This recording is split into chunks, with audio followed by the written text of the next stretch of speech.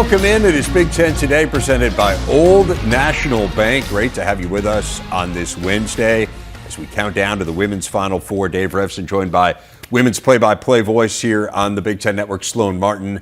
Man, this is an exciting time in women's hoops and really an exciting time for the Big Ten. We knew from very early on this is going to be such a special season for the Big Ten, but we just didn't know how special that was going to be, and now you cannot even describe what that excitement is.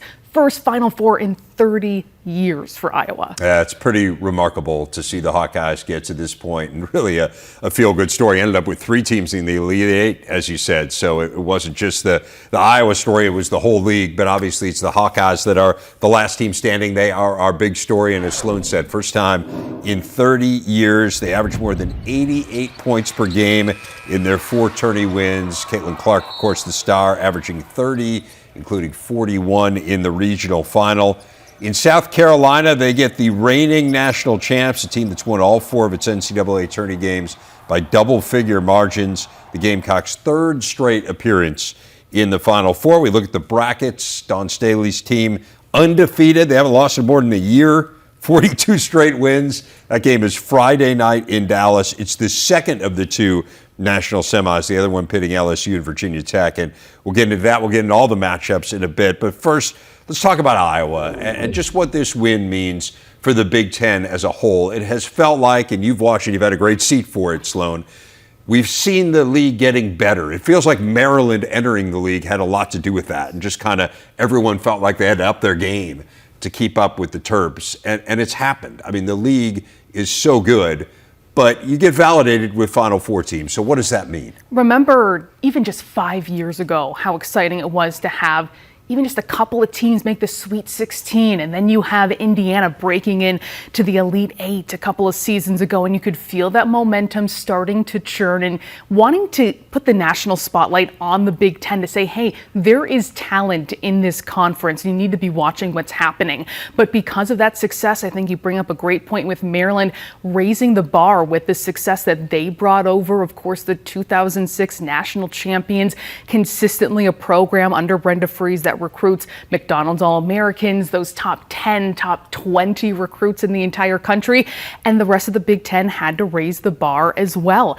And it was just such a short time ago to think, well, if you got to a Sweet 16, that was a great year.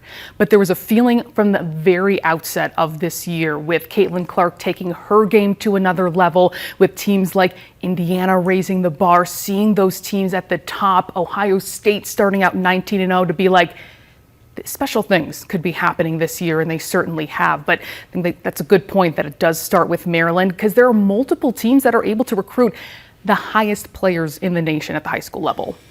It's been incredible. It's been incredible to watch it from my seat and just kind of see the way that it has elevated. And you think about what could have been with Indiana too, right? Which was such a fabulous team, and you know that they'll have their moment in the sun here too, because obviously Terry Morin's built an incredible program. They were one step away from making it a couple years ago with an Elite Eight. It's Iowa that breaks through, though, and I said this a couple weeks ago, like, you run out of superlatives with Caitlin Clark. Like, you just kind of almost don't know what to say other than she's just incredible, fabulous, every adjective you can possibly think of. But what has she meant, in your opinion, more broadly for women's college basketball? Caitlin Clark in her junior season is transcendent. She is inimitable.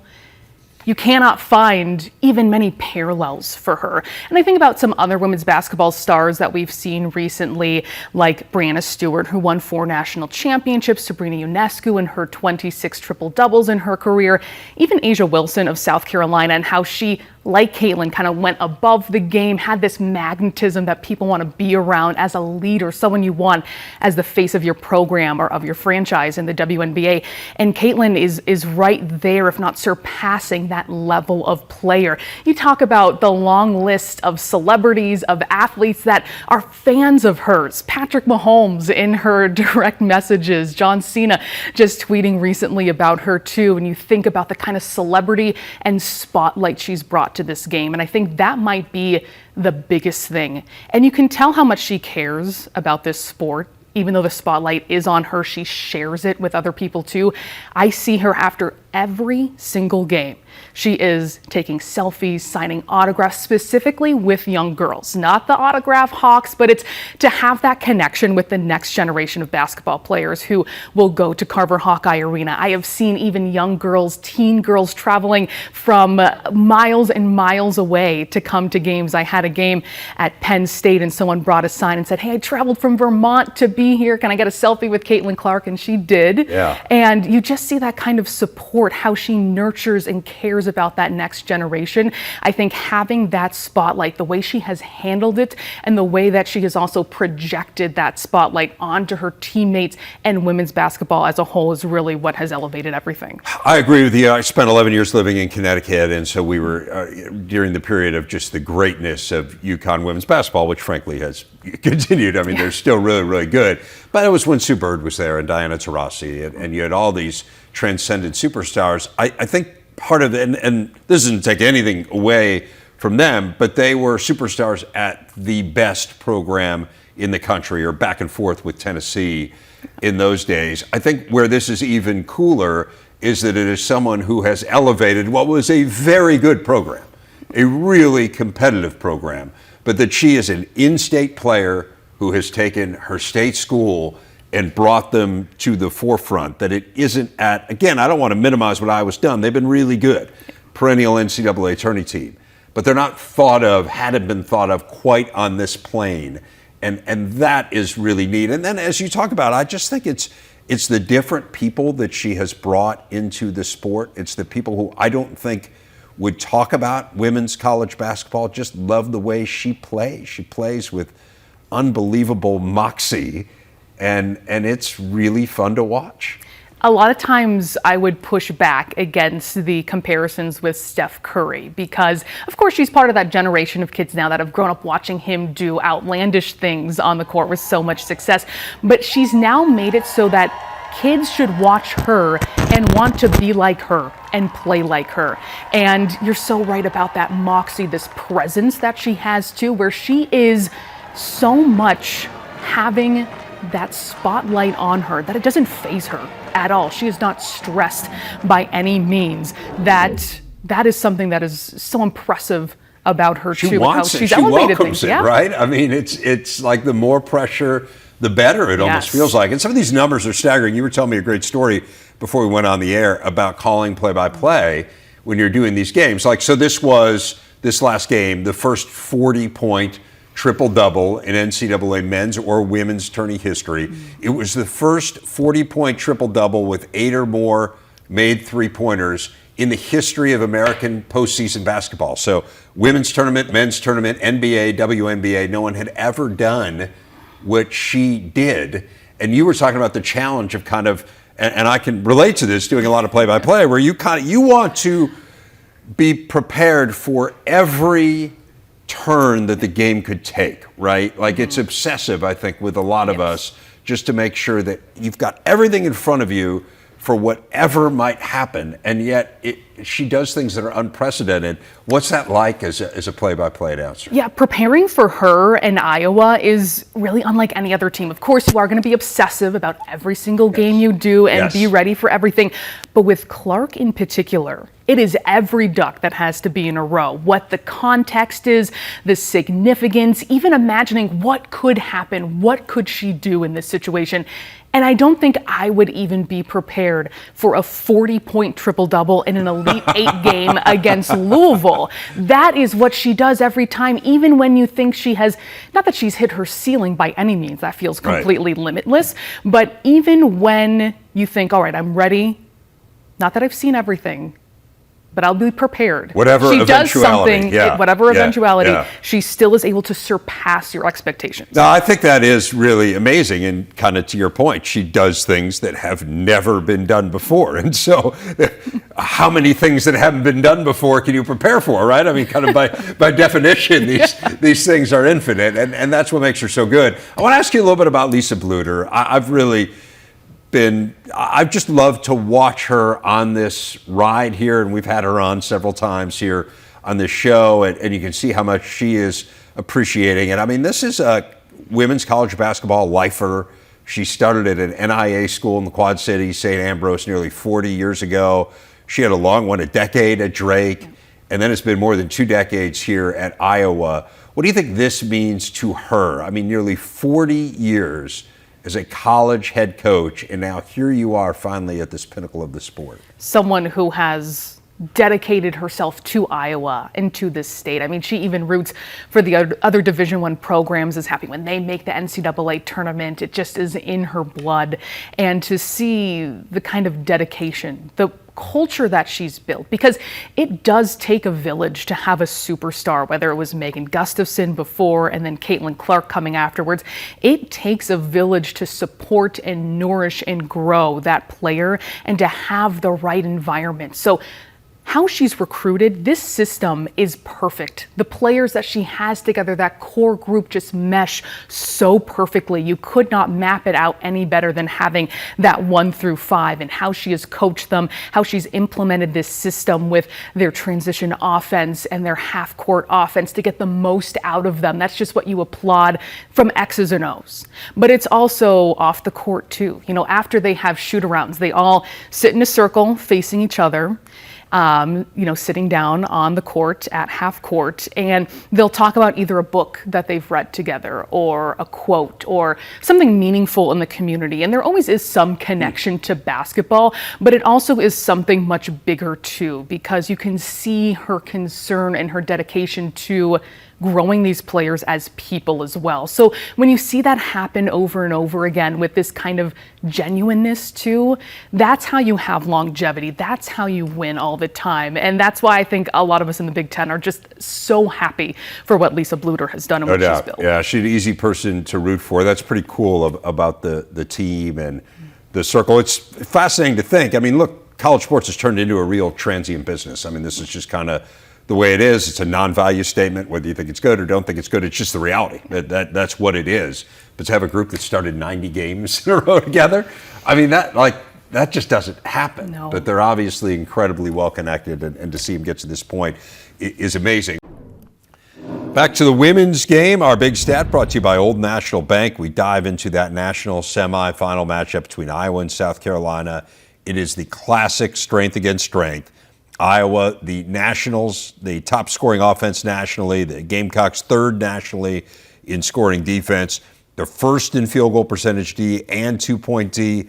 Iowa tops nationally offensively in both those categories. So you really do have, again, this strength against strength matchup. Sloan is back with us here. And Sloan, this is the matchup that everyone wanted in this tourney, partly because of that, partly because of how good Iowa is offensively and how good South Carolina is defensively, partly because of Caitlin Clark against Aaliyah Boston. These have been the two players that everyone's been talking about for National Player of the Year all season. What will it take for Iowa to win this game? Because I would say nationally there aren't many people out there who think they can, as excited as they might be about the matchup. I wish this matchup was the national championship game, but that's another story. But you're right, we do have Caitlin Clark and Aaliyah Boston on the floor at the same time. Number one scoring offense, number one scoring defense. But don't take South Carolina's ability to score for granted. This is a game where Iowa cannot get down by 8 or even 10 points.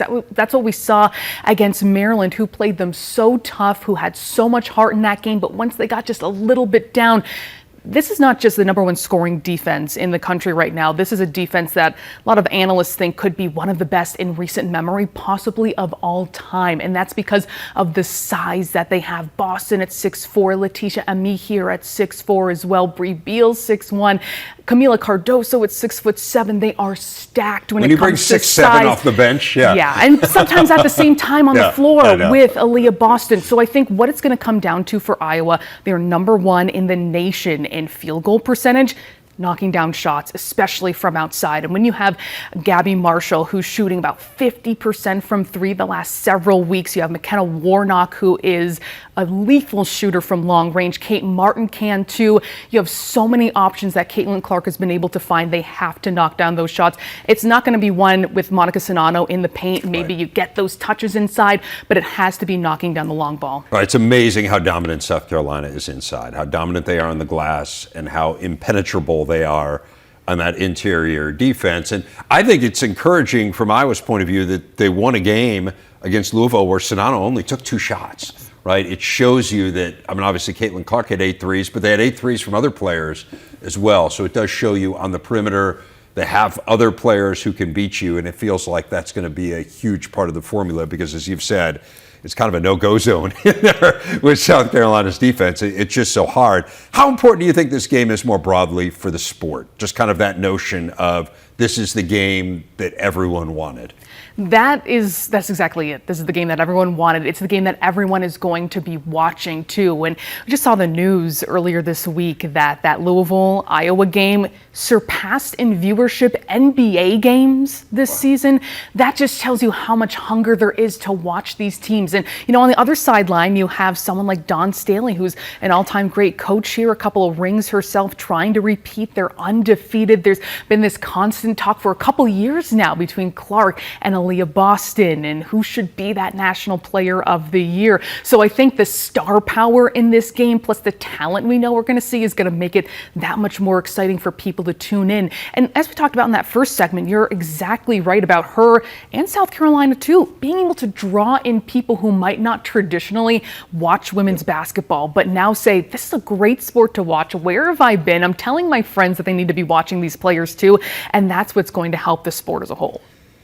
Yeah, I think so too. I think these TV numbers are going to be off the chart this week. I'm really fascinated to see what kind of TV numbers they draw because I think it just could be astronomical. And frankly, I think they're helped a little bit, maybe even by the fact that the men's Final Four isn't as appealing in terms of traditional TV draws as it normally is. I mean, it's got great storylines, and I'm fascinated to see how it plays out because I'm a college basketball purist. But I mean, if you want to talk about star power, the star power for sure is in the women's tourney and specifically in this first semifinal, I guess technically the second semifinal. Let's look at the other game, LSU and Virginia Tech.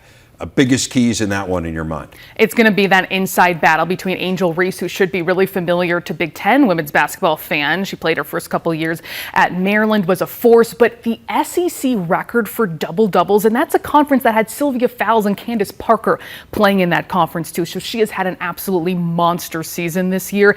And then Elizabeth Kitley, two-time ACC Player of the Year, 6'6", plays with a little bit more finesse, where Reese is just someone who can bulldoze her way inside. So you kind of have the different strengths between them. Very interested to see because LSU was a team that was questioned early on, played a pretty easy non-conference schedule. They were winning games by 50 plus points, but they've proven that they deserve to be at this point. I'm not going to be the one who questions Kim Mulkey. I'll leave that to someone else. Yeah. Two other Big Ten teams made it to the Elite Eight. Let's start with Maryland. They fell to South Carolina. What did you take from the Terp season that I think has to be seen as a huge success given all the personnel turnover from a year ago, including losing Angel Reese, as you mentioned? Brenda Frese deserves so much praise for this season. You lose 85% of your production, 9 new players on this team, and they were tripped up a little bit in the beginning of the season, finding their footing, finding how they were going to be working together, and then it clicked. And since December 4th, their only losses were to Iowa, Indiana, and then to South Carolina. There is so much to be proud of. They played with so much heart in that game, and then Diamond Miller being able to stick them all together. They were just glued, meshed together. Just so much praise for how they grew as a team. Beat 5 top 10 teams during the course of the year, made it to the Final Fours, or the Elite Eight, I should say, first time since 2015. So pretty remarkable to end up one step short of playing in the Final Four. What about Ohio State? It was such a weird year for them, Sloan, and they certainly had their chances against Virginia Tech. I mean, I think the deck was stacked against Maryland a little bit going up against South Carolina, but Ohio State looked great early on. Taylor myself really couldn't miss in that game, but just kind of more broadly to think about where they got this year in a year where J.C. Sheldon was on the shelf for much of the season, got as high as number 2 in the nation, brought a lot of attention to the league and the program. What do you take from a team that ends up one step away? Well, they have that best ever program start 19-0, and then they lost 4 of their next 5 games. So there was a little bit of concern what is happening with Ohio State. But I think when I think of their season, I think of the word resilience, because not just having J.C. Sheldon out for about 20 games, I mean about 3/4 of the season, only coming back during the Big Ten tournament, but then also losing their point guard in Madison Green. They play so tough. You see someone like Ebony Walker, like Ricky Harris, as well as the talent of Mike Sell and the emergence of Cody McMahon, who I cannot wait to see the kind of jump that she has next year, developing and working on her jump shot and the free throw line, because right now she could step on a court full of WNBA players and hold her own. Well, yeah, physically she's really impressive and a great skill set too, but it's incredible that she's a freshman, right? When you just kind of see how ready she was for the rigors of the Big Ten, and it seemed like she kind of got better as the year went along, which says a lot. A really good year, and again, we haven't even talked, we've mentioned them kind of in passing, but I mean, Indiana had a phenomenal year, got a vote for #1 in the nation at one point this year, so a shame they didn't get to make a deeper run into the tournament, but a program that has been built wonderfully and that has a ton of promise as well. All right, we're going to get some X factors from you a little bit later in the show as we look ahead to Iowa and South Carolina. Wolverines ranked second in the nation in the preseason, according to Fox Sports' RJ Young. They're one spot ahead of Ohio State. Penn State not far behind. They're number 7. So 3 of the top 7 in the nation in one division. Wisconsin, the highest-ranked West team, number 16. Iowa checking in at number 22. Jake Butt is here as promised. Great to see you, my friend. It is hard not to be excited about that. I mean, this league is loaded. Oh, yeah. And, Dave, I missed you. It's good to be back here. Football's back in the air. This is great. Vacation's over. So East is loaded. East is loaded. And I fully expect RJ had a good prediction there. Those 3 teams will be in the top 10 and are really all college football playoff contenders. Yeah, absolutely. I mean, last year, Penn State only lost to those 2.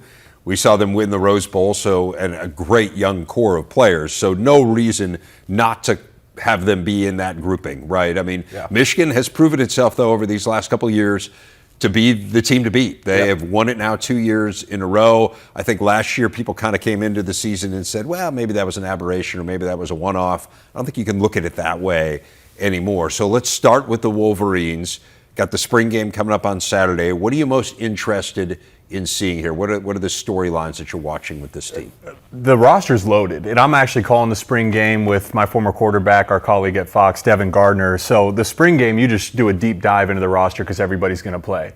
I don't see any glaring holes, and the quarterback position is the best it's been. You got McCarthy. He's the solidified starter, and he'll probably improve this fall. Offensive line, you lost some pieces. They went to the transfer portal. The running backs are stacked. They got a lot of guys on the defensive side of the ball. So we're splitting hairs as we're looking for things to look at. For me, the running back 3 is a big piece of this because we saw with Blake Corum out how that affected the game, particularly against TCU. Donovan Edwards just can't carry that load. And we know Jim Harbaugh is going to give these guys, both Corum and Edwards, in the fall, a heavy workload. Who's that guy to step up and spell them and keep them healthy down the stretch? Is it C.J. Stokes, who's not a sophomore? Is it Tavier Dunlap? Is it an early enrollee? That's one piece. The other piece is the cornerback position, and we'll talk about Ohio State. That's where it's going to become really important, understanding how explosive they are in the passing attack. Will Johnson's back. Expect him to be an all-conference player, but you're replacing DJ Turner. You're replacing the other starter, Jamon Green. Who's the next guy to step up? And this is a really interesting storyline. Sophomore wide receiver, Marion Walker. He came in as a wide receiver, now converted to defensive back, and he's been turning heads there in Ann Arbor throughout the spring. Jim Harbaugh has a history of doing this. Mike Sainristil was the example last year, and then Richard Sherman actually started as a receiver in Stanford, and we all know the career he's had. So I think that's a really interesting storyline, but all in all, Michigan's roster-wise, great place. How interested are you in seeing the offense and in terms of the evolution? Sharon Moore now the lone offensive coordinator. We know about the Matt Weiss issue in the offseason. Do you see that as being an issue at all in terms of an offensive line coach who now is the sole offensive coordinator? I would say the opposite. I don't think it's an issue. I think it's a great thing. It's just like anything. This is year 2 for Sharon Moore, and you're going to be better the second time around in anything you do. And I think Michigan has the potential to even elevate. They had a really successful year last year. Obviously, they're going to be able to run the ball with that offensive line, the tight end groups. But where they can elevate is by getting more creative in the passing game. And I think Sharon Moore, having evaluated this past season and looking at the talent around him, he'll be able to implement a more fluid passing game, which makes that offense much more dangerous to stop. Team that returns the most production in the Big Ten. They were top 10 in the nation in scoring offense and scoring defense. Again, tons of reasons, as you say. When you're talking about who's going to be the third running back, and that's like, right, and who's going to be your second corner, right? I mean, these are nice problems to have, Absolutely. no doubt, and a lot of people would love to have them. Ohio State's got to replace a record-setting quarterback in C.J. Stroud.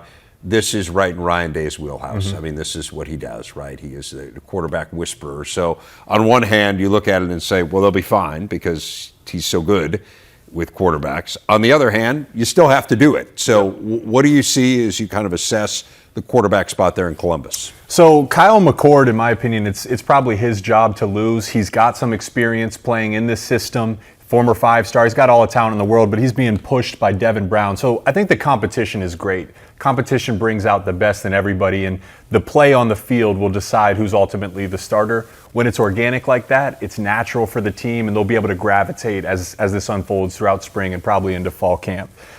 I was thinking about this, there's a little quarterback battle, but before the rest of the conference says, all right, is this our chance to close some gap? I was listening to Urban Meyer talk, and he brought up a great point. Has anyone in college football have had as good of a run at that position as Ohio State? We got C.J. Stroud to be a top 5 pick this year. Justin Fields, we've seen him, and then rest in peace, Dwayne Haskins, another first-rounder before that. They are a quarterback factory at this point. The system is well-oiled, and they recruit the talent. And to combine that, to complement that, what makes a good quarterback? Well, there's a couple pieces. Receivers. Yeah. You got the best receiver. They're pretty good there. Yeah. You got probably the best player in college football in Marvin Harrison Jr. Right. The one piece I think that... And Ibuka, you got Emeka Ibuka too. Yeah. And more guys, 4 stars, 5 stars, plenty of talent. But the other thing is the offensive line, and they're going to replace 3 starters. They're losing 3 to the NFL draft this year. And that's twofold. One, when you're implementing a new quarterback, a new starting quarterback, you want to keep them clean in the pocket, but you also want to be able to establish a run game. So I think following that offensive line position is going to help whoever it is that wins the starting job kind of ease into the season. Some tough road games too. Notre Dame, Michigan, Wisconsin, all on the road. So not going to be easy for Ohio State, but again, as you say, they have a pretty good track record of success here. Penn State to me is the really interesting one.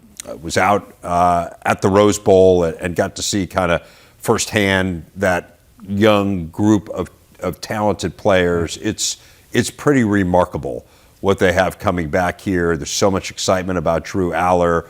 The young running backs were incredible. It just feels like they were poised for this moment. Now, again, you got to get past Michigan. Yeah. You got to get past Ohio State. But to not mention Penn State in the same breath as those other two feels to me like a huge mistake. Yeah, and I think RJ had him in his top 10 there, and I think nationally people are going to start to become aware of how talented this roster is. Like you mentioned, I called the Rutgers-Penn State game last year, and I just really started to fall in love as I'm looking through my chart and I'm seeing freshman, sophomore, producing.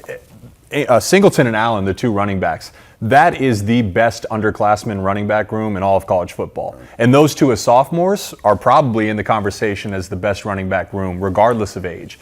So that's really talented. The issue in recent years for the offense has been the offensive line. It's been shaky. There's been guys beaten up. This is the best their offensive line has been. They return guys. They signed a 4-star. They signed a 5-star. So there's great stability there. And as we just talked about with Ohio State, that's going to help Drew Aller. On the flip side, though, is the receiver position. They lost guys to the NFL, and really their organic receiver room, meaning guys that they've recruited, there's really no one that has committed to Penn State with a ton of experience that you can expect to be the next star. Now, of course, there's a transfer portal. They got a guy out of Florida State. We just have to see who can be that next Parker Washington, for example, last year for him. Who's going to be the go-to guy for Drew Aller in critical situations? But as you look at the ceiling for this team, if Drew Aller can live up to his 5-star potential, who's to say that they can't make a serious run at the national championship?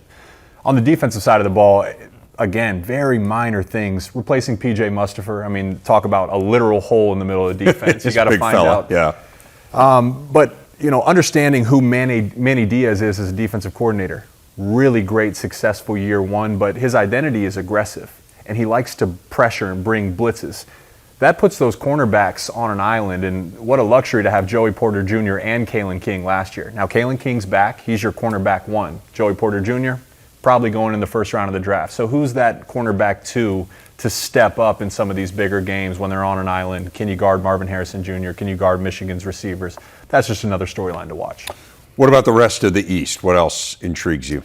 I think those three teams we mentioned, the East will run through them. I would say I'm really interested in seeing Talia Tagovailoa out of Maryland, the most experienced quarterback in the conference. You know, he's lost some pieces to the draft, lost some pieces to the transfer portal. So we'll keep an eye on that. And then Michigan State, you know, fully expect Mel Tucker to win games by playing great defense and running the football. Last year, they didn't meet that expectation. But a good coach can get that turned around, and that's what they brought Mel Tucker in to do. A lot of improvement needed on that team, but similar to what we said about Ohio State, Michigan State has a certain type of identity. They're gritty. No one wants to play them, and I think that in a sense, as tough as last year was, they'll use that as fuel to now bounce back this year. Secondary's got to be better. Yeah. No doubt about it. And to your point, Kenneth Walker was so good that maybe he got them a year ahead of schedule. Yeah. On their rebuild, and I think maybe it's more realistic to think, okay, like it's going to be steady. But yeah, Mel Tucker knows what he's doing, so I think they're in good shape there as well. Spring football's underway at Purdue. Ryan Walters, who resurrected the Illinois defense over the last couple of years, the new man in charge of the Boilers, great high school QB before moving over to the defensive side of the ball as a player at Colorado, joining Luke Fickell and Matt Rule as the new head coaches in the Big Ten. Let's start with Purdue and Walters. We know what he did with Illinois' defense. They really just completely turned it around there. He brought in Graham Harrell now to run the offense. I think there was a lot of question about would he keep this kind of explosive offense that they had under Jeff Brom, who of course went to Louisville. What intrigues you as you look at this Purdue team heading into the year? Well, what intrigues me is when this hire came out, I think people had a certain perception of Purdue that they were going to run the Jeff Brom perception, right? Explosive offense, trick plays, try to get you on your heels. Whereas Ryan Walters, he's a little bit more reserved, obviously a defensive guy, and that can make people uncomfortable. But what I just reflect on is I got to cover Illinois last year. And in our prep for the games, we get to sit down with all the coaches. And I remember the first time we met with Ryan Walters, once he left the room, just the crew, no one said anything. We just looked around. We're like, all right, that guy's going to be a head coach one day. And effectively had an apprenticeship under Brett Bielema, who's a very successful head coach. So I'm willing to bet on this guy just by the way he carries himself. We had player interviews, and they couldn't speak highly enough about their coach. He had their trust and their respect, and I think that's really important in today's world. Purdue, I would imagine their defense is elevated right away just by who he is as a coach. Different. Purdue last year was maybe a 4-down front. What Ryan Walters does is a 3-4, which is 5 guys on the line of scrimmage, a 7-man box. It'll put more stress on the outside, but it's harder to run on that box too. He's a great coach, so I think a rising tide will raise all ships. You mentioned the offense. That's going to be the key here. Obviously, replacing a bunch of pieces. New quarterback in town. It's the world of the transfer portal. So they went and got Hudson Card from Texas.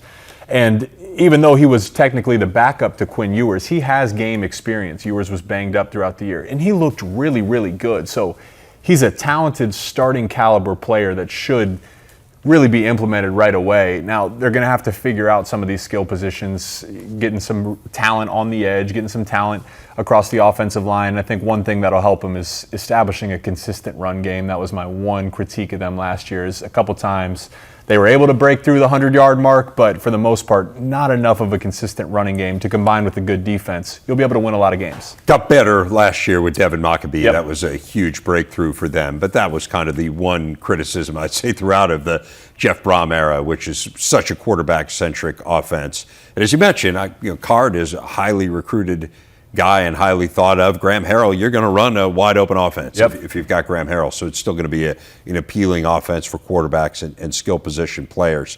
Let's go to Wisconsin. I'm curious what you're expecting there. This was a splash hire for sure with Luke Fickell.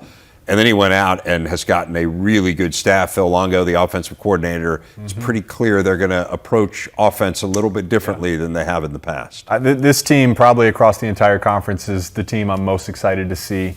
And it's crazy because Wisconsin, by 99% of college football standards, had been having successful seasons, right? But to me, they were just kind of banging their head against the ceiling. They had reached their maximum value, and they needed to make a change to try to break through to that next level. And that's exactly what they can expect from Fickell.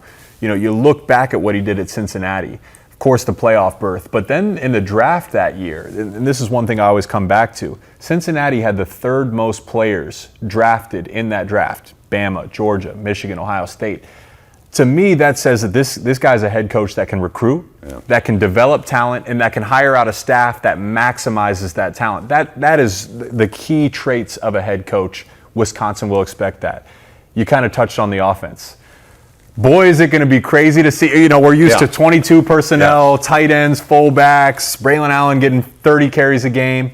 Well, I've talked to some people, they're going 10 personnel on first down up there, meaning 1 running back and 4 receivers. That's going to be a brand new look for Wisconsin, and that's really the way modern college football, even the NFL, is going. I think that's going to help them certainly sell better quarterback prospects, better skill position prospects to come into town, and certainly put up more points on the offense. Phil Longo, splash hire.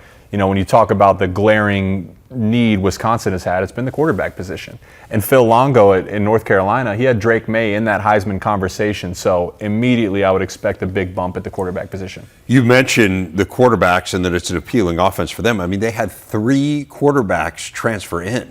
It's strange to me almost, right? Because kind of the notion is, well, it'll be one guy, and they got Tanner Mordecai, who I think is the sense that that'll be the starting quarterback. But you had 2 others who found this offense appealing enough that even if you're not assured a starting job, and I'm not saying Mordecai's assured a starting job either, but it sure seems like he'd be the guy, that it's that appealing an offense that you kind of have people beating down the doors to be a part of it. Well, it's an appealing offense for sure, but it's an appealing opportunity because to say Wisconsin just didn't have anybody that they felt was ready to command this offense. So they made the pitch to those guys saying, hey, this is an open competition. I agree it's Mordecai's job to lose, but they're going to compete and put the best person on the field, and whoever it is will be under the guidance of Phil Longo, I would put my trust in him to help elevate that position. And of course, Fickell, a great defensive mind, as Mike Tressel as well, who's an outstanding defensive coordinator. The excitement that surrounds Wisconsin football right now is really something. Just being up there calling basketball games, people want to talk about the football team. They're really fired up. So really a splash hire, no doubt, and one early returns feel really good. Another splash hire, Matt Rule at Nebraska. We know the struggles Nebraska's had. It's crazy when you think about the historic success of that program and how difficult it has been here in the last half dozen years or so. What are you expecting out of Matt Rule, a proven program builder? Yeah, or a guy that can turn a program around. We've just touched on 2 other schools that have new coaching hires. This is a different scenario. Whereas Wisconsin, we said they're hitting their ceiling and they're trying to break through. Nebraska had been underperforming by their standard, and they needed someone to turn around the program. And when you look at Matt Rule, I think the best thing is you got to look back to project forward. He was hired at Temple, and in year 1, Temple went 2-10. 4 years later, he led him to back-to-back 10-win seasons. So that's proof that he knows how to turn around a team. Baylor, they were 1-11 year 1. By year 3, they were 11 wins and had a Sugar Bowl berth. So I think there's a certain type of art to turning around a program. It's much different than elevating. And what we've covered here at the network with Nebraska is they're not that far off. So many self-inflicted wounds have caused them to lose these close one-possession games. The right coach that can implement team-wide discipline, you start to eliminate 4 or 5 of those mistakes, and those one-possession games start to sway into your favor. So I'm really excited about this hire. Matt Rule has a track record of turning around programs, and I would expect the same for Nebraska. And with that being said, the West is suddenly extremely competitive. Right. I mean, we're talking about those 3 programs, but you think about some other teams in the West. Illinois, of course, had a breakthrough year a season ago. Iowa is a perennial contender. Minnesota's just gotten better and better under PJ Fleck. So what do you think as you look at the rest of the division? I mean, those 3 teams, those would be my next 3 in line that I have my eyes on. Iowa went out. I'm really excited to see Cade McNamara and Eric All, because that's the system. The fit matters so much in the system there in Iowa. I think both those guys are going to flourish, get that Iowa offense back on track. I think we know what Phil Parker's going to do on defense. And then Brett Bielema, what an awesome year last year. Had a couple more bounces went their way. It could have been even that much more better. So looking for him to take another step forward as well. Yeah, absolutely. I mean, you think about how close Illinois was to being in the Big Ten championship game, and they were really in the driver's seat. Yeah. And unfortunately let a few things slip away. But, the Michigan game, obviously, I mean, they were right there with a Michigan team that played in the college football playoff, easily could have won the game. pretty crazy to think of the job Brett Bielema's done in just 2 years. We'll see what he does without Ryan Walters. This is a big part of it, no doubt, but Brett Bielema is a heck of a coach.